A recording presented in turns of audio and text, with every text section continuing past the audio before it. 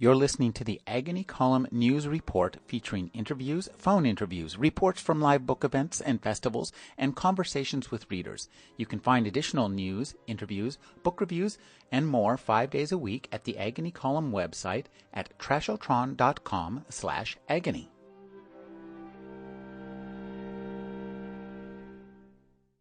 And you, Armitie asked herself, what language do you speak? A dead language.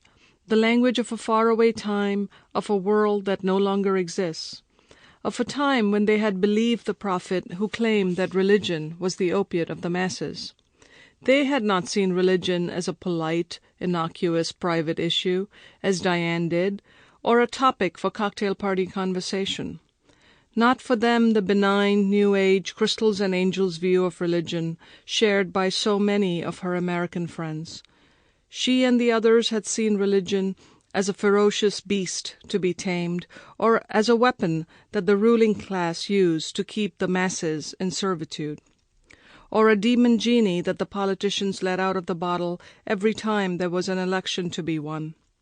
And then mobs of Hindus and Muslims and Sikhs bludgeoned each other to death, set houses and people and children on fire, or threw acid on the faces of young girls walking to college, or rioted to ban books or movies or paintings that offended their religious sensibilities.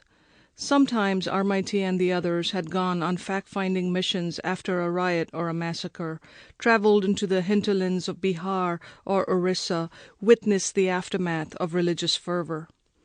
It had turned her off religion forever. Or, rather, it had given her a new faith. She and the others had proudly called themselves secular humanists, the words honey in their mouth. The only gospel they could believe in was one that preached food for the hungry, clothes for the naked, and justice for the oppressed. Thrity Umrigar is an author, essayist, and critic. Her books include the novels The Weight of Heaven, The Space Between Us, If Today Be Sweet, and Bombay Time, and her memoir, First Darling of the Morning. She's a professor of English at Case Western Reserve University. She's the recipient of the Nieman Fellowship to Harvard, the 2009 Cleveland Arts Prize, and a 2006 nomination for the Penn Beyond Margin Award. Her new novel is The World We Found. Thank you for joining me, Thrity. Thank you, Rick. It's a pleasure. This is such a captivating novel, and we just become immersed in the lives of these wonderfully drawn characters. When did you first meet these characters as an author? Sample complete. Ready to continue?